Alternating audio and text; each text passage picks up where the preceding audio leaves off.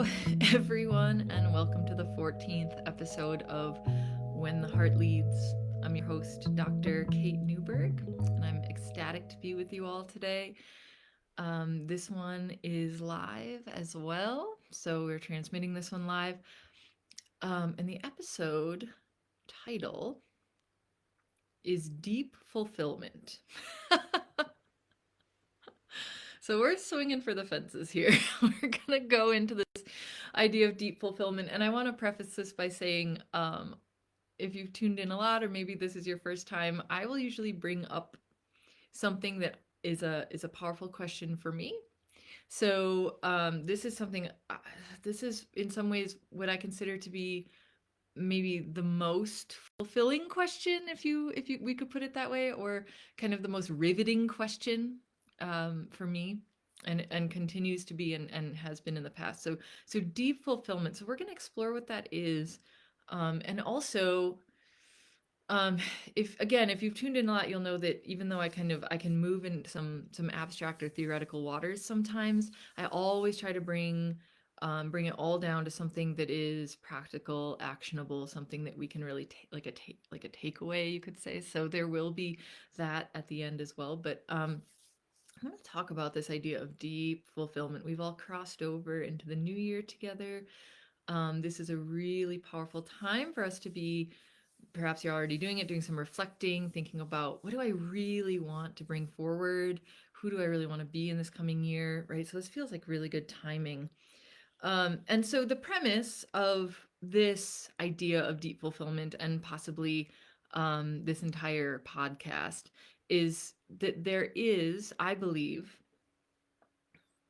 that there is something that you've come here to do, to become, to create, right? And that is a soul calling, right? Something that is much, much deeper maybe than the surface level things. And this is a core aspect of self that is very natural to you, that comes very naturally. And what often happens, all right, what often happens is that we, from the time that we are very young, a lot of times this is conditioned over. We're told many different things. We can find layers and layers on top of this, right? And through that process, we begin to refine our understanding of what it is that we've come here to do, to be, to create. So um, there is, no matter what you've been through, right, there is this core understanding that beats within your own heart. There's a knowing, there's a part of you that truly knows what this is, right? So in a lot of what we do, we're trying to uncover that, tap into that, listen to that, right? And nothing less than that soul calling is going to fulfill you, right? So that's the good news, and maybe the difficult news, right? Because there is this powerful thing that you've come here to do, to become, to create, and possibly it's very simple. Oftentimes it is, and we're going to go over that. But nothing less than that, nothing other than that will fulfill you, right? And so there's a really powerful message that that especially seems very cogent now for a lot of us who are coming online, right? Becoming awake, becoming aware. I use that phrase a lot. And um, what I've noticed just in casual kind of conversation with lots of people is that this feeling of discontent, you could call it discontent or dis-ease, not in the idea of like maybe a sickness, but just like an unease, or just a general kind of like restlessness, right? It seems to be coming to the surface a lot more for people. And I believe that's because we're being called with more and more, maybe urgency is the wrong word, but there's a powerful field right now of support for us to really step into this deep fulfillment. And so what I've noticed just in speaking to people is that there's a really there's an intensification of this almost like discontent that people are feeling. And I mentioned this before, but I did my doctoral research on workplace burnout. And what I'm discovering is that a lot of this has to do with what our kind of our jobs are, like what we do. We could say what we do to make money, or the thing that we kind of move into every day. And um, many of us don't really feel like we fit, right? And over time, maybe if you're anything like me, you've developed a lot of competencies, right? Things that help you kind of move in the world, things that make you kind of useful, valuable to different industries or systems or whatnot, right? And that's an important thing. That's an important thing to develop, right? And that can teach us a lot. It can teach us, things like discipline and um, perseverance and those things. But ultimately, a lot of those kinds of competencies that we've developed are layered on top of that which is truly natural and fulfilling to us, right? And so many of us are starting to ask the question, where do I fit, right? Where do I fit in this world, right? Where does my soul calling, my heart, my deep sense of what it is that I'm here to do, become, or create, where does that fit? And um, kind of a strong message that's been coming through is that we're not really supposed to fit right now in what is, right? Because what is, what exists, and by what is, I'm talking kind of a lot about kind of the systems. So if you go back into my research, you'll see that I've looked at kind of the evolution of human consciousness, and well documented are the kind of the leaps of consciousness that humans take. And we've done it a number of times over the course of our, if you're looking at the linear trajectory of our evolution. And each time we go through kind of a leap of consciousness as a species, we reconfigure the ways that we interact, organize, connect, right? The systems that we use, right, to run, kind of move and move through the world, make sense of the world, right? And just a very quick, if you're interested in that, a really good source on that is a book called Reinventing Organizations. And so that's a powerful foundational text for a lot of what I do. But the idea is that we as a species are moving through a leap of consciousness, an unprecedented leap of consciousness. And so what's happening is that we are actually evolving out of those old systems, right? So if you've been feeling an intensification of maybe discontent or dissatisfaction or just kind of confusion, or you're really not sure where you fit, that's actually a really powerful sign that you're not meant to fit, right? You're not meant to fit in what is, because you hold within you an evolved sense of how we can be in the world, how we can interact, how we can connect, the kinds of systems that we can live within, right? You have an evolved sense of that already, right? So the values on which our world is kind of our overall, our collective world is kind of operating, you're no longer within those values, right? Those no longer really resonate with you, and possibly they never really did, right? So there's something much more evolved and powerful that wants to emerge, right? So that first one is like, maybe just some practical advice is to stop maybe being hard on yourself or beating yourself up for not finding a place where you fit, because the answer to that is you're not really supposed to, right? Because you have something beyond this, more evolved within you that wants to come through, right? And so now is a very, very powerful time to open to that. And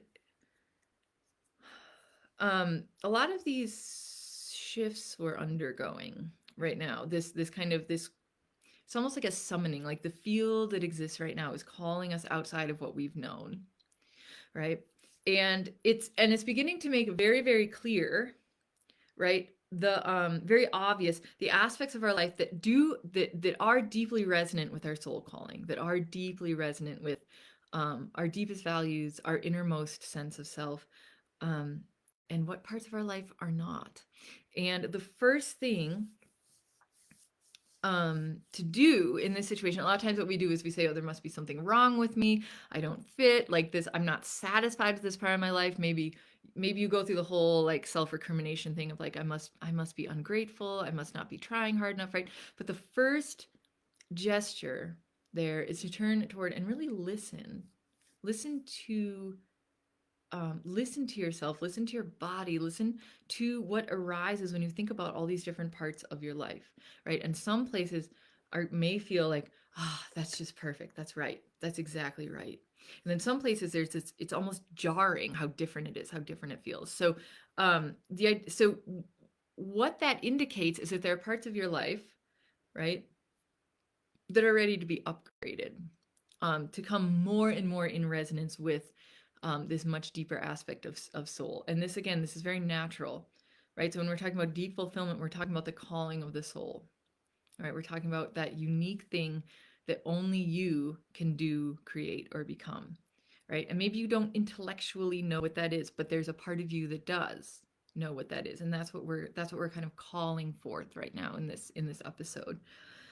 So there are those parts that just don't fit, right? And instead of trying to force them to fit, right? There's a beautiful phrase, and I'm going to be drawing from a book by Parker Palmer a little bit in this episode. But there's this beautiful phrase he uses, which is going against the grain of your soul. And wow, what an that is, I feel so beautiful to think about that. Like your soul has this path or this movement or this desire, right? And then there's this there are the parts of the world that might ask you to go against the grain of that, and we can feel that, right? And so, and I have this quote by him that I'm going to read, and it's from a book which I deeply recommend. It's called Let Your Life Speak. The book is called Let Your Life Speak. And I remember reading this book, and so before I read the quote, just a quick side note, I remember reading this book as I was transitioning out of teaching for the first time. So I was moving out of teaching and into grad school to pursue my doctorate. And I remember talking to my mentor because I felt a lot of guilt about leaving teaching at that point, because I knew that I could teach. I knew that, that all, as Auden would say, all the instruments agree, right? The instruments that we use to measure success showed me that I was an effective teacher, right? And so I felt like because I can do this, maybe I should do this, right? And just notice when that word should comes up, because that's a very different place. We're going to talk about, we're going to talk later about nudges, internal nudges versus impulses. And that word should often is the mechanism of the impulse.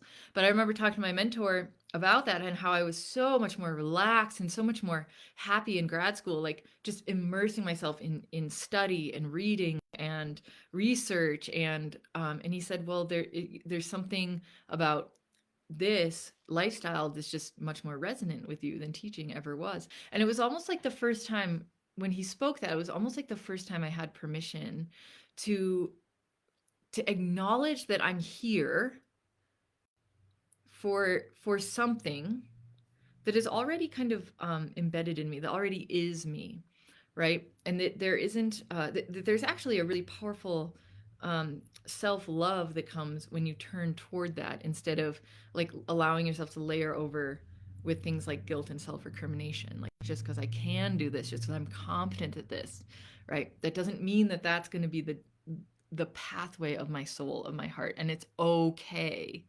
It's okay for things that you're competent at. It's okay for that to not be your soul calling, right?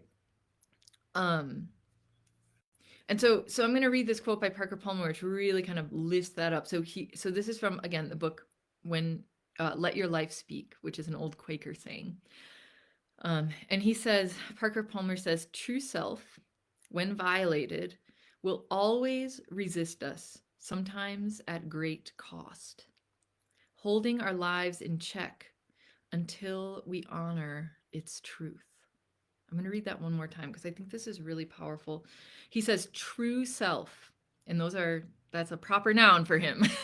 True self, it's capital. So true self, when violated, will always resist us, sometimes at great cost, holding our lives in check until we honor its truth. Right? So this resistance you feel, maybe it's to your job, maybe it's to an opportunity, a partnership, a relationship, something, right? You're going to feel this resistance. And that's not just willfulness, that's not selfishness. That's a deep aspect of your soul telling you that this, whatever it is not in resonance with your true self, right? And it is going to hold your life in check until you honor it, right? So this woman I work with has this beautiful phrase that again I feel like gives me so much permission to feel these things, these areas of resistance. And she says, like, yeah, we can do all sorts of mental gymnastics, right? We're talking about a lot of times we like to talk about gratitude, and which is a beautiful thing to feel, right? Gratitude and contentment and that kind of thing. And so we, maybe you have a job that you don't really like, right? That that maybe you're good at, but isn't your soul calling. And you feel like, maybe I should feel grateful for this. Like if I just kind of do some mental gymnastics, I can kind of make myself believe that this is fulfilling to me, right? Or I can talk myself into thinking that this is like this that this is that my inner self, my inner guidance is being kind of willfully blind to the things that the benefits that this job brings me, right? But that's not something your soul's interested in.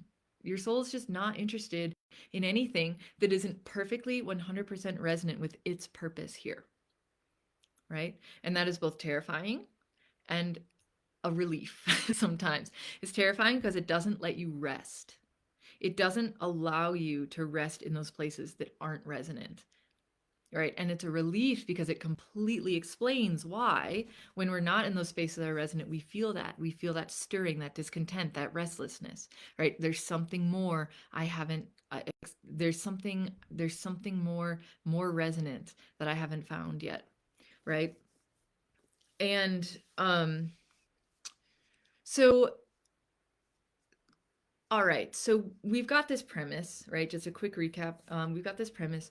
We're here to do, become, create, right? Something that is natural for us and that we were born with. We were born with it, right? And when we take stock, when we look kind of at our life, we can really feel the places that are resonant.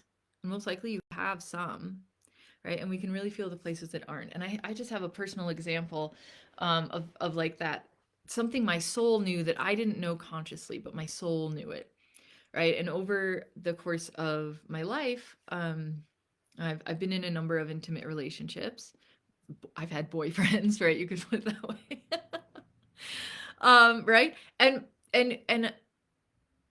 each time I could there was always something, and apologies to any of them who are listening, because this isn't I've come to know that these things are not personal, right? It's just a matter of frequency, it's a matter of resonance, it's a matter of you know it is or is not, right? So if any of you are listening, don't this isn't personal, and I'm sure you felt the same way about me, but anyway, right? So I'd have these intimate relationships, and there's always just this little part, no matter how good it looked on paper, right? There's always this part of me that's like, that's not it.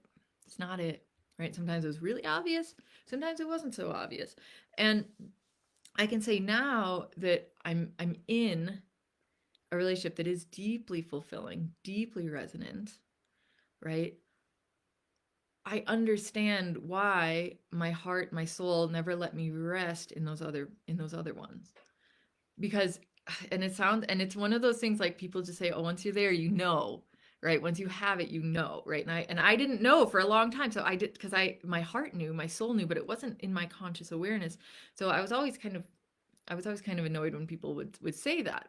But then once you get there, once you arrive, you could say it is so clear, and there's not one part of you that thinks, that feels or thinks anything is out of place. It almost feels like one of those, what are they called? Those tanks of like amniotic fluid or whatever, a float tank, I think they're called, where like all the fluid is the same kind of temperature as your body. And so when you rest in it, you're kind of in this field that expands beyond you, that just is like this pure and natural environment, and it all just feels right, right? The intention, the intention is for our whole lives to feel that way, right? When we're talking about deep fulfillment, when we're talking about soul fulfillment, we're talking about every aspect of our life feeling that way, right? That it just fits. It's just right, right? And so that is possible, right? That is possible, but we set the intention, right? And so the pathway, which I'm going to talk about in a little bit, but the pathway is it's not from your linear rational mind, because your linear rational mind only knows what has been, right? It's allowing the heart knowing to lead you, the soul knowing to lead you, which is often beneath or inaccessible to your rational mind, right? And then once you arrive, right, and everyone always says this, like it might be someone or something you would never have expected, but it just feels right, right? And then that's your foundation, that's your platform, that's where you rest. So I'm talking here about the full reclamation of self, the full self, your full, what we call sovereignty. And when you set that intention, and even just listening to this, even just asking these questions, right? We're setting, when we're just even asking the question, what would be the life that truly fits my soul? What would be the life that truly fits my heart? Just asking that question sets in motion forces that will draw you into the circumstances, relationships, and opportunities that reflect more and more and more that deep sense of fulfillment, right? So as you refine it, right, so I'm just kind of looking at my notes here. I'm going to mention here that as we get more and more into this deep fulfillment, this idea of deep fulfillment, this will, we're kind of turning a corner here. So we set the foundation there. We talked about, we talked a lot about what would it look and feel like for our whole lives to feel in deep resonance with our soul calling, right? That which we came to earth, like that knowing that we came to earth, holding that knowing that we're here to do, become, create, right? And this will lead you into some sort of aspect of service. Okay, so I'm just going to mention this real quick. And this is a service from the heart.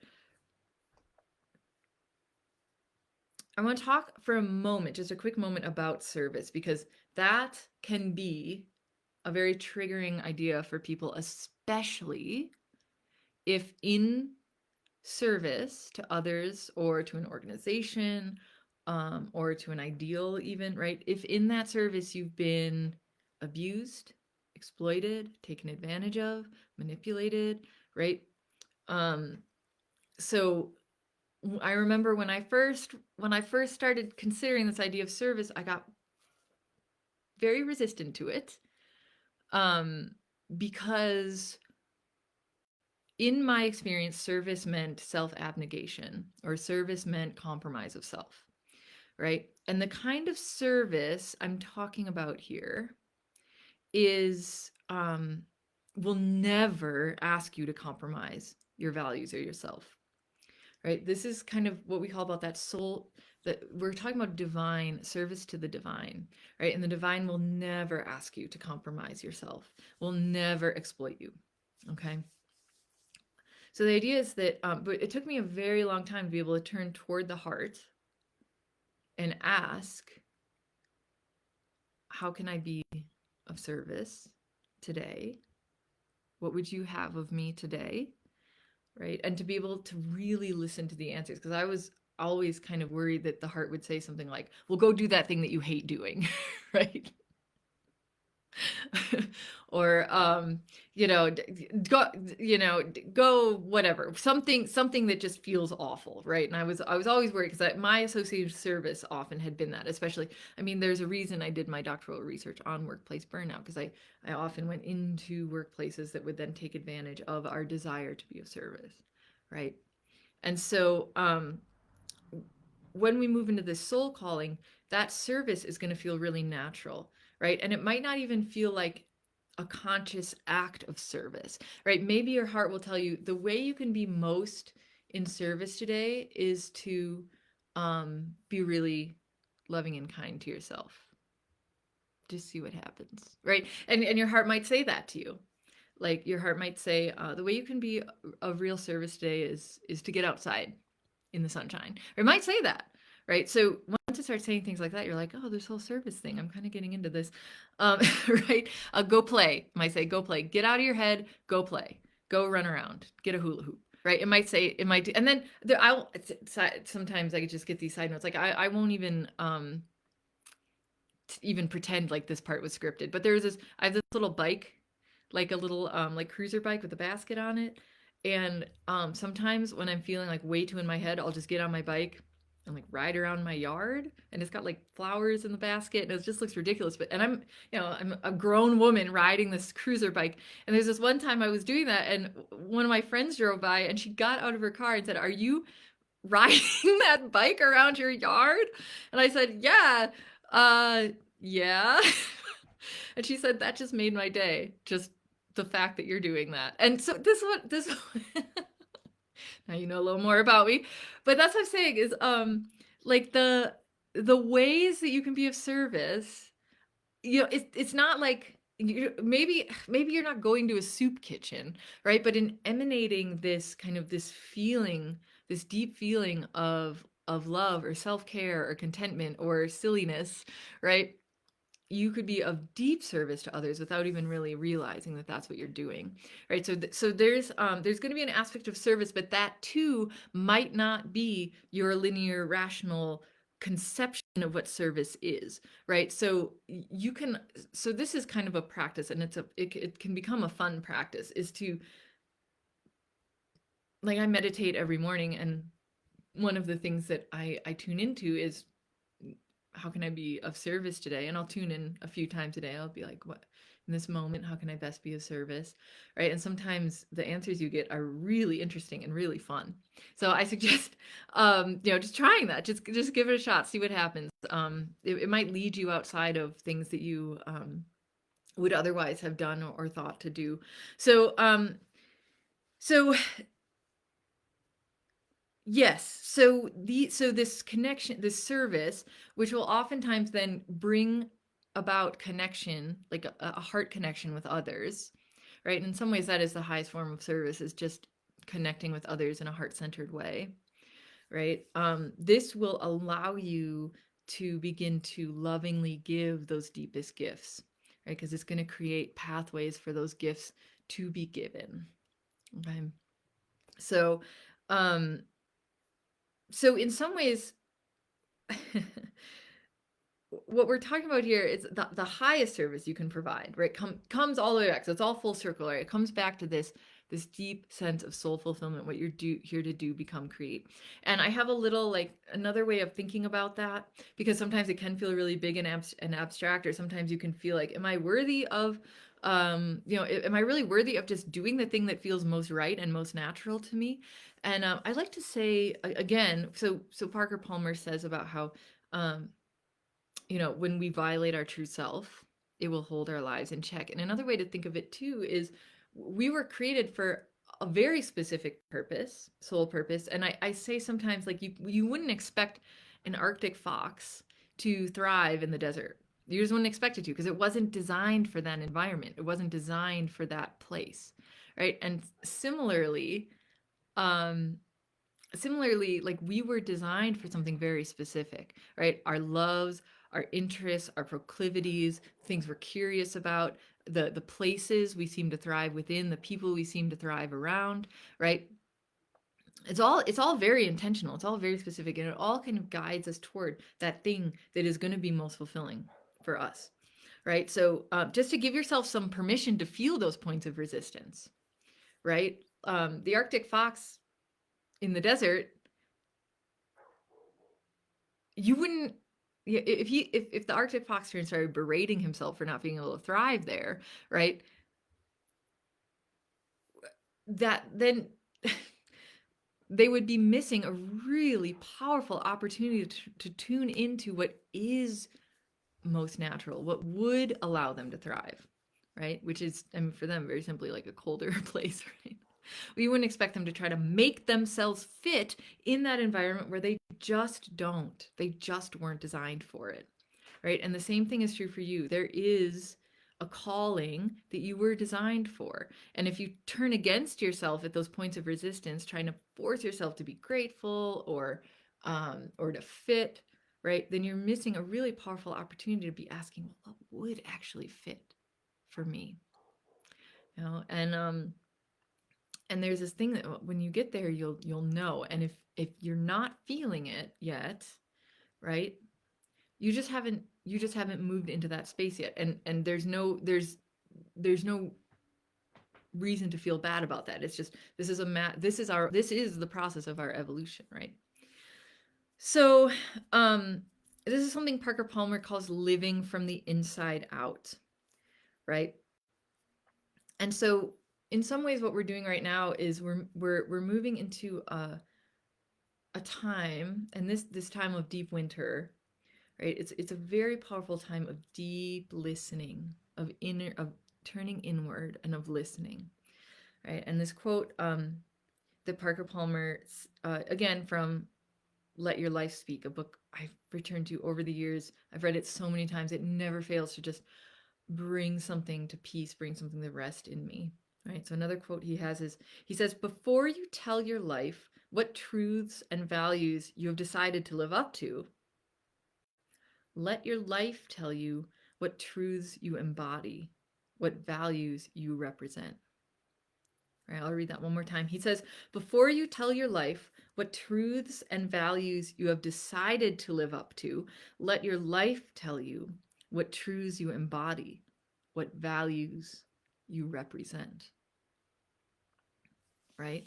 So this is something he calls living from the inside out. So we kind of started this episode talking about how we were born with this soul calling. And then over time, we got kind of layered over, conditioned people, circumstances, telling us what we shouldn't do, right? Should be, should not be. You know, you want to be an artist, but then society tells you there's no way to pay the bills as an artist, so you should really go into technology, even though you don't really like it, but you're competent at it, right? And you say, well, this is the practical thing to do. And there's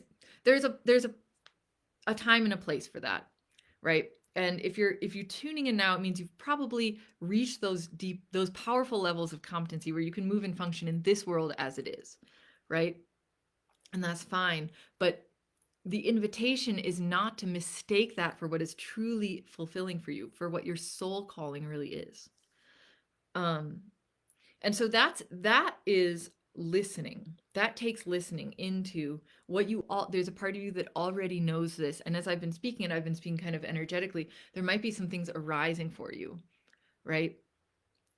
That are beginning to come to the surface, that you're able to at very least recognize that is not, right? That is not. In my life, that's perfect, that's great, right? This, not so sure about that. I felt resistance to that.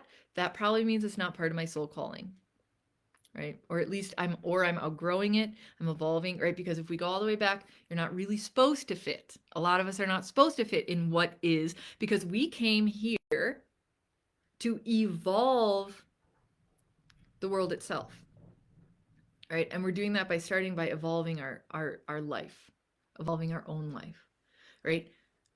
In some ways retracting any sort of clinging to what has been, the systems, the ways of being that were founded on values that are not our values, right? Maybe if we look around, we see systems, ways of being founded on values of fear or lack or scarcity or need, right? And we're beginning to retract those into self so that we can begin to be generated, have our energy, our light, our love, our trust all generated from within, from that part of us that knows exactly what we're here to do, to become, to create, right? And that's a powerful movement of trust, right? So luckily, you don't have to do it all at once. Maybe you will. And if you do, please reach out and tell me how that was, because that sounds really cool. I've been doing it more gradually.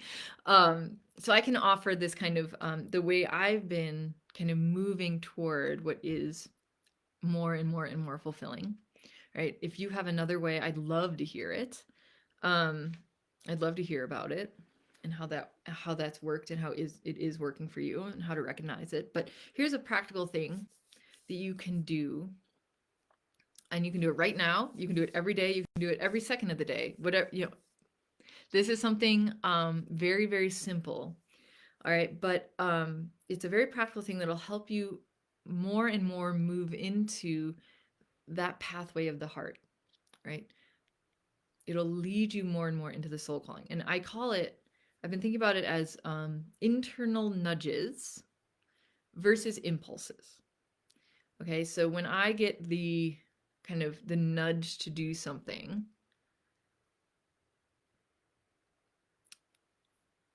I tune in and I say, where's that coming from? Right. And over time, like you do this enough, you don't have to sit there and like, right. You don't need to overthink it. Like it's pretty clear. It's pretty obvious right away. Right. So what I find is that my internal nudges, and they're often very subtle, right, but that's the voice of my heart. That's the internal nudges that come from deep within. Those are the nudges that are leading me toward that soul fulfillment, right? And I can feel those, like if I'm saying, where does that come from, even in my body, right? I personally, and you'll maybe have a different kind of configuration, but I can just offer for me what this is I can feel it. It comes from my heart or my belly, right? And I can feel the nudge to do it coming from heart, belly. It feels like it's going to be enjoyable. Like I get the sense of like, oh, I want to do that. Like riding my bike around, like maybe I had to overcome a little bit of like, oh, it's cold outside, but actually I think this would be fun, right? There might be a little resistance to get over, right? But it's just little. It's not the energy of the nudge provides enough in like sense of enjoyment or anticipation that whatever resistance pops up isn't a big deal, right? So it comes from those. For me, it comes from those places, and it's calm, and sometimes it's exciting, and it feels good, right? It feels good, and that's ultimately what we're going for, this deep fulfillment. It feels good. That's why we want to do it, right? It just fits, right? It's like when you're floating in that amniotic fluid or whatever, that float tank, it just feels good. It just feels right. So that's really what we're moving towards, so that the impulses are also going to feel good and feel right, right? Or sorry, the nudges versus impulses. Now I'm going to talk about impulses for a second. When I get the impulse to do something, okay, that often comes from, I can feel it when the impulse shows up. I can feel it kind of tightening, more constricting. I can often feel it like in my throat, my upper palate, right? Feel tight. And it is often accompanied with the word should. In fact, almost always it's accompanied by the word should. I should do this, right? I should do this because da da da. And then I have to, there's like always those, it's always even a subtle accompanied by some of those mental gymnastics, right? It's not purely instinctual. It's not coming from a place of intuition. It's coming from like maybe like a feeling like I should do this or else, right? And it's always kind of like I don't really want to, but I think the outcome of it is going to be worth it, so I'll do it, right? And that's an impulse. That's what I call an impulse, right? And so the impulses are accompanied by oftentimes a physical tightening somewhere, a constriction, the word should, sometimes like even just feeling where does your energy, does it drop? I should do that. I should have that conversation about marketing, right? Whatever, like feel that. Versus, whew, I like the sound of that. That sounds good. I didn't even think that this was a possibility, but I'm gonna ride my silly bike around my yard, right? Which if you're just tuning in, I promise that has precedent earlier in the episode. So I can see people coming in and out. But this is a way to feel forward, right? So I'm offering kind of a framework for it, how I do it, right? You might feel it in different places in your body. You might feel these two things accompanied by different kind kind of physical sensations, mental sensations, right? So this is really for you to define for yourself. I'm just offering the kind of a way for you to distinguish, where is this action coming from, right? Is it an internal nudge that's going to lead me to this place where my whole life is just fits, is fulfilling, is deeply resonant of my nature, of what's natural for me, right? Or is it accompanied by a should? Is it something I just feel like I should do, right? And that's ultimately, that will ultimately lead you away from it. Maybe you know, or it'll kind of, it'll detour you and then you'll get back on track, right? But these can be very subtle distinctions. So I'm just offering this as a tool for you. And even maybe just try it, like for the next day, for the next week, like really tune in before you take an action. Say, where is this coming from? And maybe you do follow through on an impulse and you do it consciously and you say, okay, this is an impulse, but I really can't resist it. Whatever, it just feels, I'm just going to try it and then see what happens. That's fine. Don't beat yourself up. All right. But as much as possible, I recommend that we really listen inwards right now. This is where your life is speaking. Again, the field is very strong, very powerful for us to be moving into stuff that is deeply resonant and fulfilling for us. All right. The time of this new movement of consciousness is really, really happening now. Right. So what you may find is that those places in your life that are not resonant with your soul calling, they're going to become more and more untenable. Okay? Because that's intensifying, because the message there is that it's really time for you to be moving into your soul calling. Right? And what's one pathway forward? Just start listening deeply into what is a nudge from the inside and what is an impulse from that's something from the outside telling you to do something that you should do, versus a nudge from the inside telling you to move into, to do something, to create something that'll be ultimately very, very fulfilling for you, right? So yeah, I'm gonna do it. So I'm gonna end this with just a very quick visualization. So this won't take long. If you're driving or whatnot, I suggest you either pull over or pause this for later. But this is just this will be a very quick visualization in the kind of in the tradition of, I have her book right here, Colette Albuquerque Muscat, and I've talked about her a lot. Here's another book.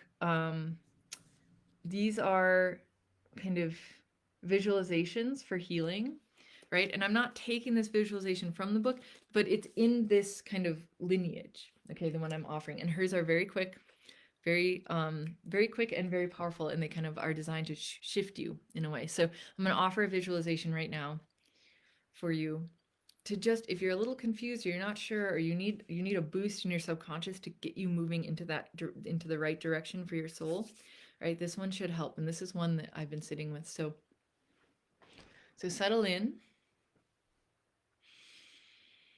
wherever you are. Settle into your body. Come into stillness.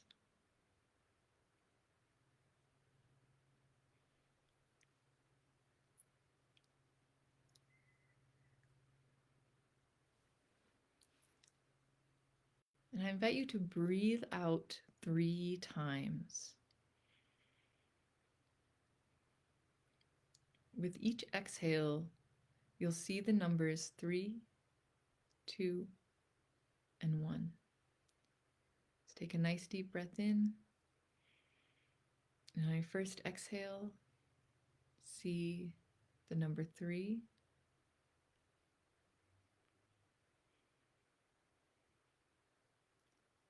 On your second exhale, see the number 2.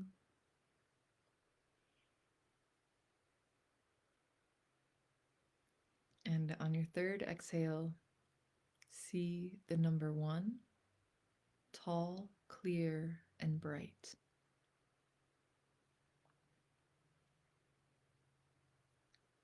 Please make sure your eyes are closed and step in to that one.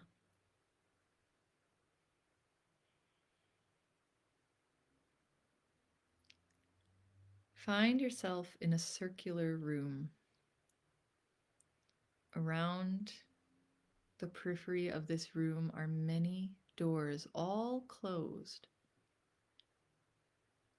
Take a moment to look around. Take in the room, take in the doors. What does it look like? What does it feel like to be there?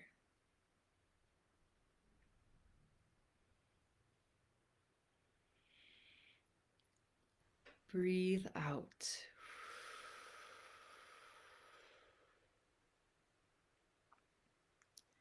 Notice that one door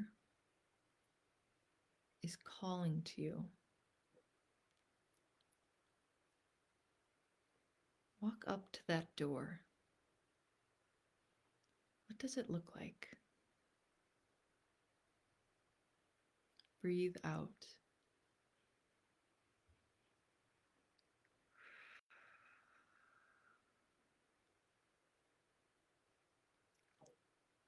Allow that door to become the only thing in your vision. Allow the rest of the room to dissolve, so it is just you and that door. Breathe out.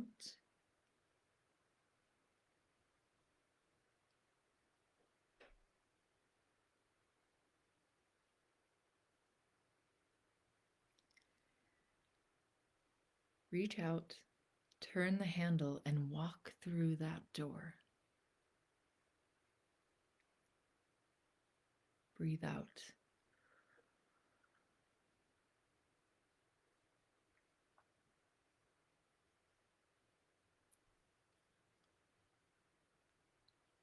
You may open your eyes when you're ready.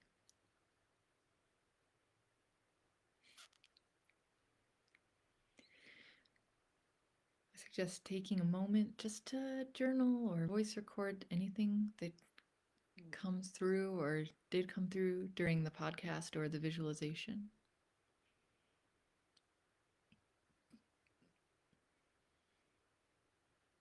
Let your inner wisdom speak to you. And let it guide you into that place where everything in your life just fits.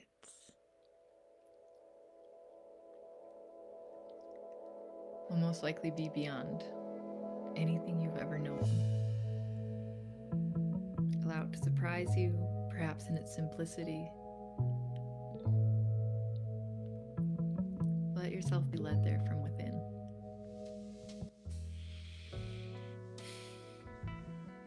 Okay, my beautiful friends.